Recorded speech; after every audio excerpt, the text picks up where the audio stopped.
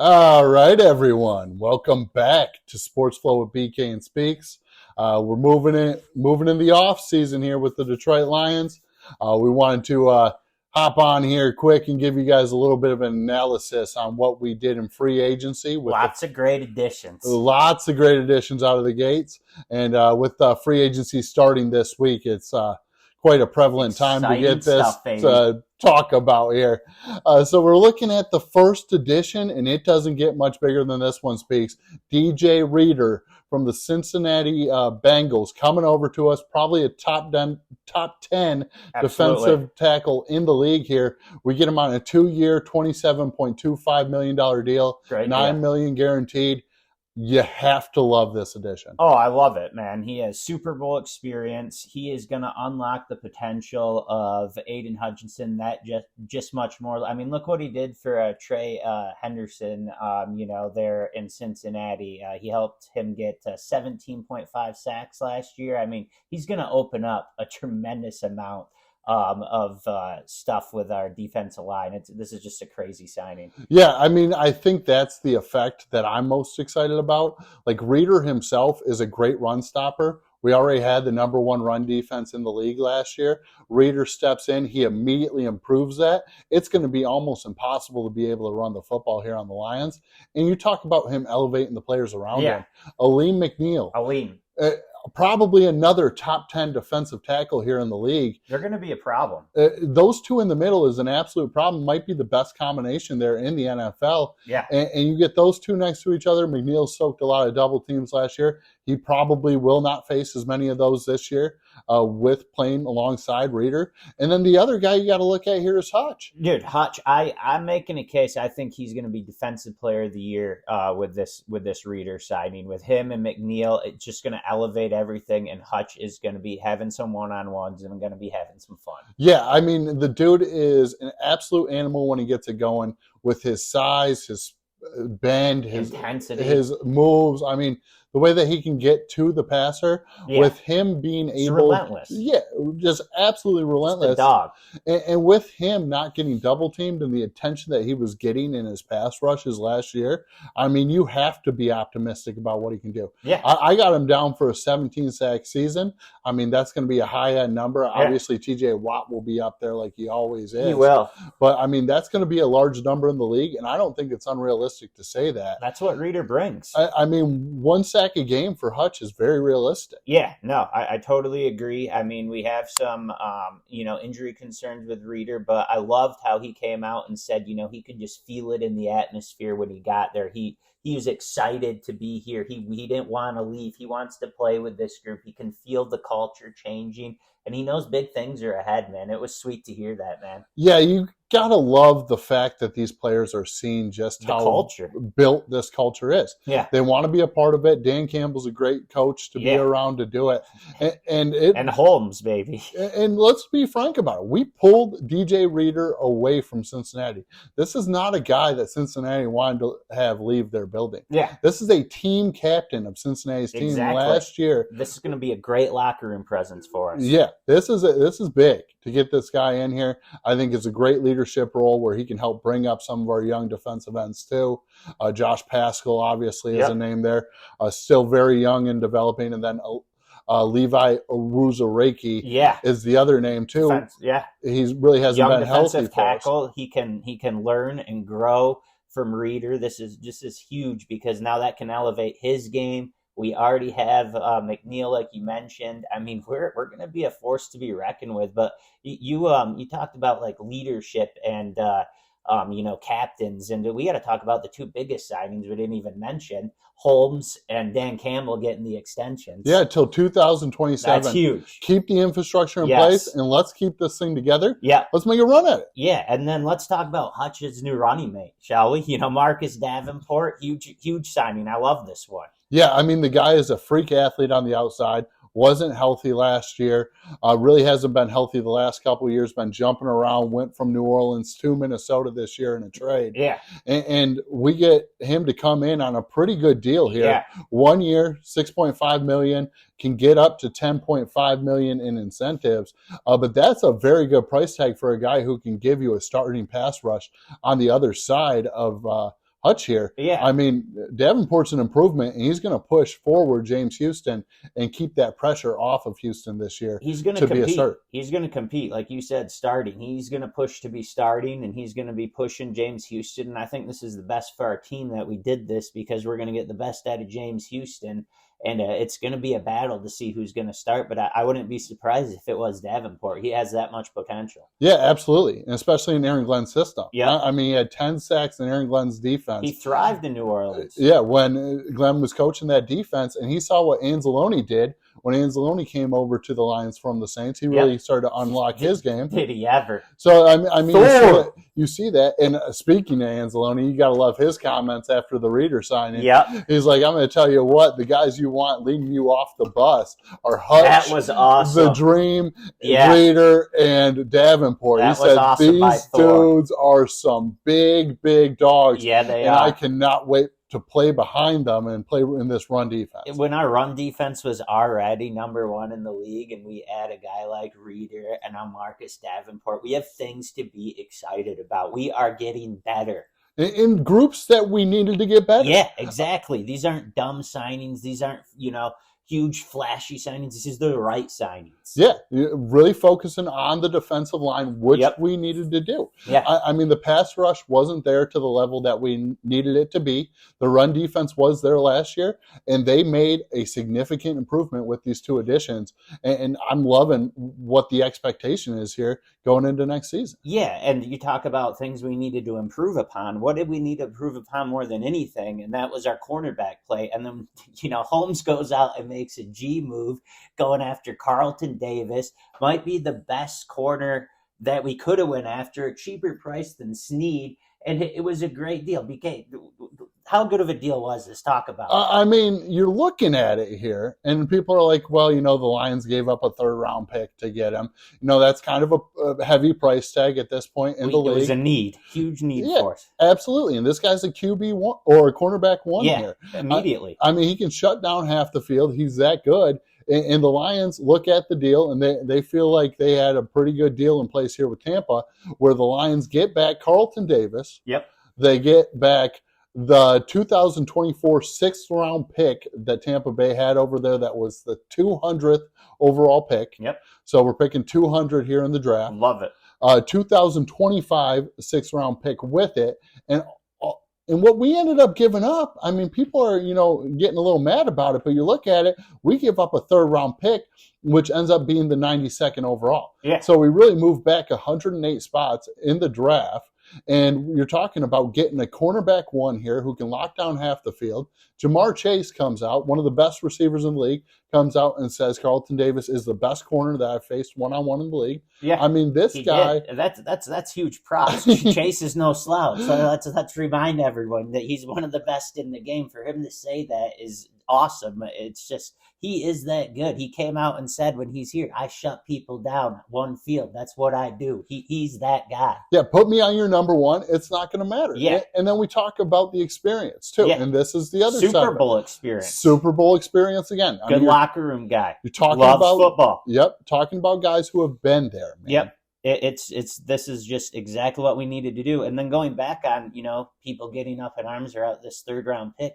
This was a pick we got from Minnesota with Hawkinson, so we didn't lose it. We still have our third round pick, so it's not that big of a deal. This is a great trade. Yeah, we got the better of our third round pick. Yeah, and that's what people have to look at. I mean, we're still picking in the 70s with the other third round pick that we had. Yeah. We didn't give up the best of the two. This was the second one. Very well said. So that needs to be talked about. And then, what we struggle in the most? Our corners. We pick up another dog on the corner side, baby. Akeem Robertson. Woo! I like this play. The Vegas Raiders. Undersized. Reason he really wasn't looked at coming out of college too much. People said, this guy's got some dog in him. And he does. And he proved it for Vegas this year. I mean, we're talking about a guy who was starting over there, and the Lions bring him in here on a 2-year deal at $9.25 million. Yeah. It's great value. Great value. We need the depth at cornerback. And anytime Max Crosby's calling you a dog, he's a dog, because Max Crosby's the biggest dog out there, or at least one of them. So we got ourselves a player who's going to give it all. every single time, and we need depth at that position. I love this play. Oh, I love it too. And I mean, you look at what we have at the cornerback spot. Jerry Jacobs and Will Harris played big roles for us last year. Yeah, and they're no longer with us. And they're no longer with us, and we're looking to kind of improve on those areas. Improve with Vildor, Sutton's going to be our no 2, and we got Carlton Davis going to be our no 1, and he could be our 3. I mean, this is good stuff right here. Yeah, and you got Branch in there. Branch in there, yeah. So I mean, you're talking about a situation where he's going to bring you that depth that you were getting out of Jacobs and getting out of Harris and just this one guy. Yep. And it's a significant improvement here. This is a great way to elevate that secondary. And we knew that D-line and secondary were the 2 biggest needs. Bam. That's what they went after in free agency, and they've set themselves up very nicely here for the draft. Yeah, we have set ourselves up extremely nicely. We've added the defensive tackle depth, cornerback depth, everything that we needed to do.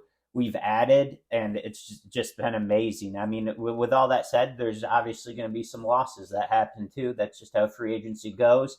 First one, probably, I don't know, you can say this is the biggest or Jonah's the biggest, but CJ Gardner-Johnson goes back to Philly on a 3-year, $33 million deal. I mean, we didn't have much of him last year, and I'm not super upset with how Melifonwu ended the season last year.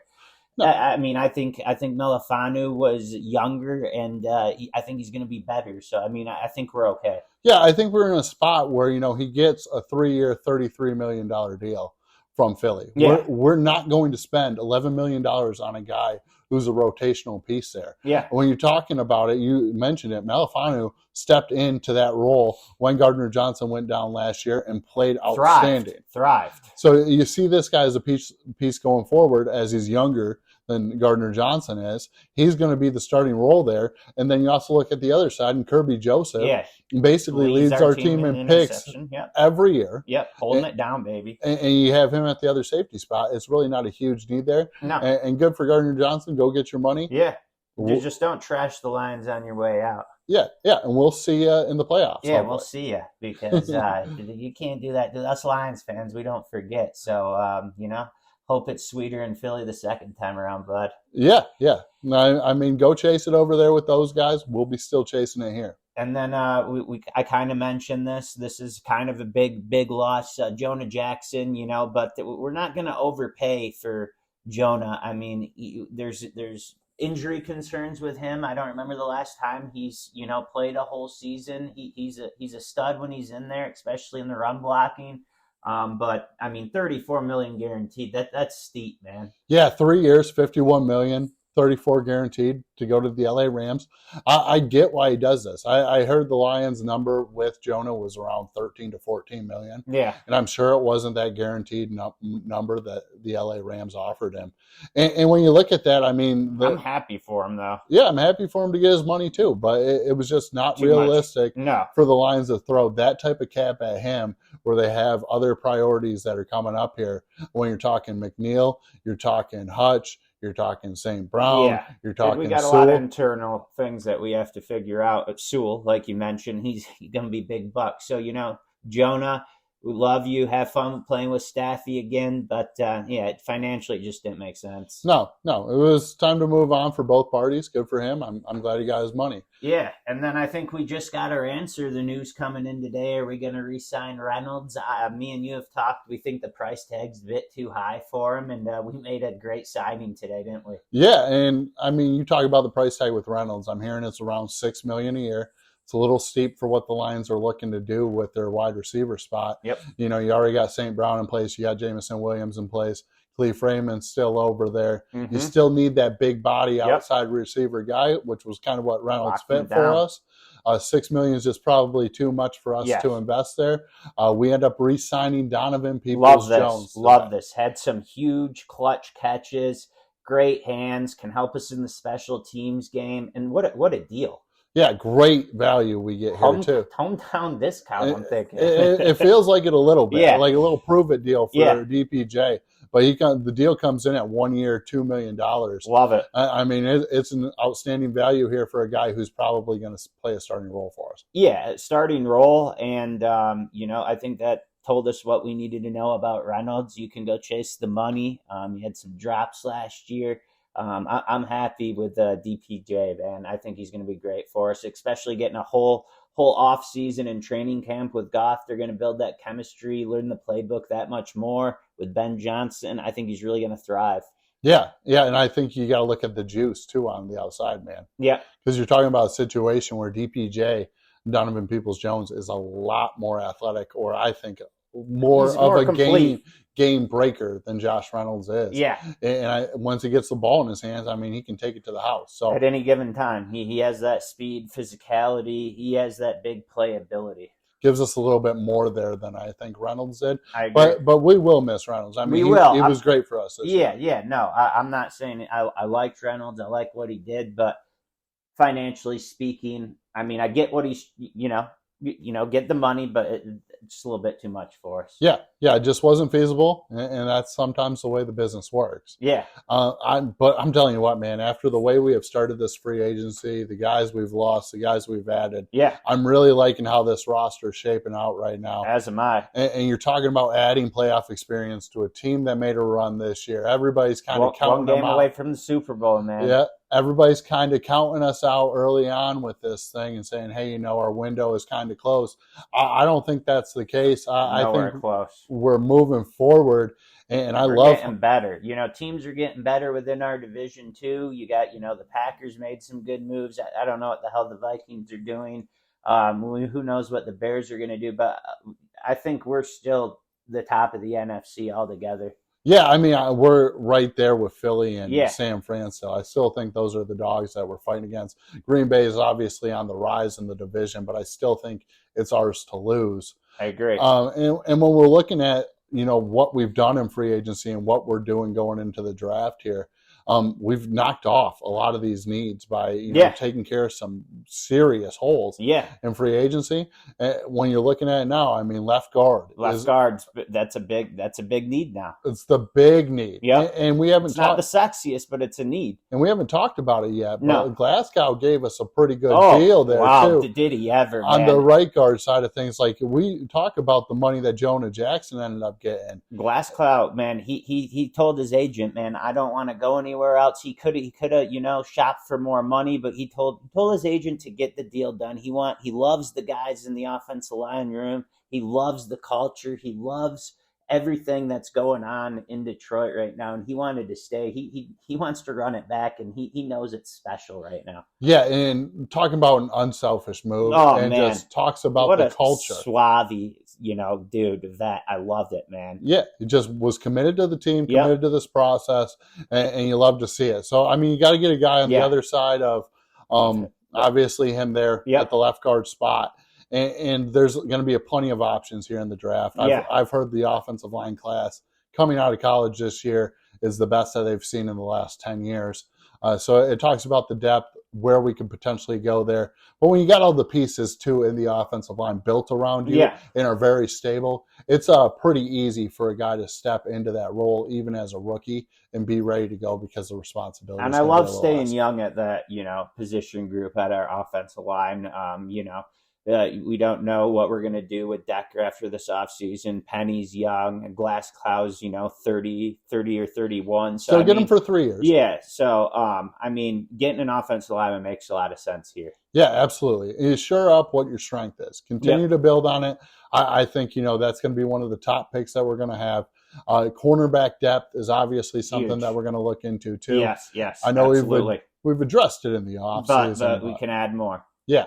Yeah, you never get enough, and, we got to get younger at that position group. And so those are the big things I'm looking at. Maybe they add a receiver. Getting Donovan Peoples-Jones back is huge. Keon Coleman obviously might be there at 29. I want mine a kicker. Kicker maybe late. We know how you feel about Badgley over there. Yes. Just don't have the leg for it. Yeah, we'll see what they end up doing. Happens, but there's a lot of things in place here. There's a lot to be excited about with this young, talented roster that they continue to build upon. And I'm sure we'll be back. Well, we will be back here shortly to tell you guys a little bit about the draft After prospects. Holmes cooks in the kitchen, baby, we'll be talking about it. Yep, And before with our predictions. let him get his ducks in order. We'll get everything set. Kind of analyze where we think they're going to go in the draft with certain guys. We'll give you kind of some profiles on them, and then obviously we'll analyze those picks once the draft is complete. Yes, we will analyze the picks when Holmes is playing chess against everyone else playing checkers, baby. Yeah, and let's continue to build this thing and hopefully take care of business this year. But thanks again. Thanks for joining us here on Sports World with BK and Speaks. We'll see you soon. Restore the roar, baby.